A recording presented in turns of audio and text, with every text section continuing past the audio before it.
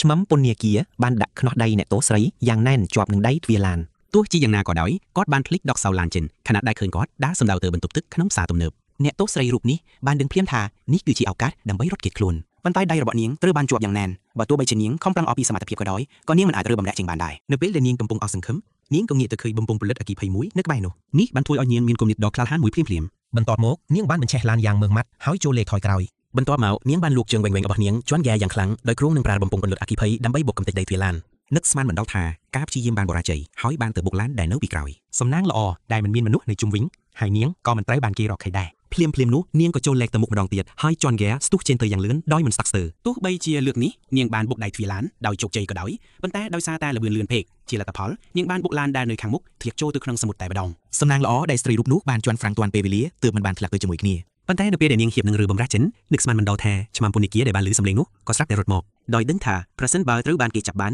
នាងនឹងត្រូវជាប់គុកអស់មួយជីវិតស្ត្រីរូបនោះក៏ប្រញាប់ប្រៅជើងចាក់សោទ្វារឡានយ៉ាងលឿនបន្ទាប់មកនាងបានព្យាយាមរើបំរាស់ចិនពីខ្នោះដៃនឹកស្មានមិនដល់ថាឆ្មាំពនាគារបានវាយកំទេចកញ្ចក់ឡានតែម្ដងក្នុងគ្រាអាសន្នស្ត្រីរូបនោះបានជន់ហ្គាដល់កំរាលអ៊ីតឃើញដូច្នេះឆ្មាំពនាគារក៏បានលោតចូលទៅក្នុងឡានដែរជាលទ្ធផលនៅវិនាទីបន្ទាប់ទាំងមនុស្សនិងឡានបានស្ទុះចូលទៅក្នុងសមុទ្រជាមួយគ្នាឃើញស្ត្រីរូបនោះហៀបនឹងលងទឹកសមុទ្រស្លាប់ឆ្មាំពនាគារមានតែដកសោចិនមកដោះខ្នូដៃឲ្យនាងនឹកស្មានមិនដល់ថាភ្លាមពេលដែលនាងរួចខ្លួននាងក៏បានឆក់យកកាំភ្លើងខ្លីរបស់ឆ្មាំពនាគារបន្ទាប់មកក៏ខំប្រឹងហែវសម្ដៅទៅផ្ទៃទឹកយ៉ាងលឿនឆ្មាំពនាគារដែលដេញតាមពីក្រោយចាំងលូកដៃចាប់នាងប៉ុន្តែត្រូវបាននាងវាយឲ្យសន្លប់ដោយគូតកាំភ្លើងតាមរបៀបនេះអ្នកទោសស្រីបានគេចផុតពីការតាមប្រមាញ់របស់ឆ្មាំពនាគារដោយជោគជ័យ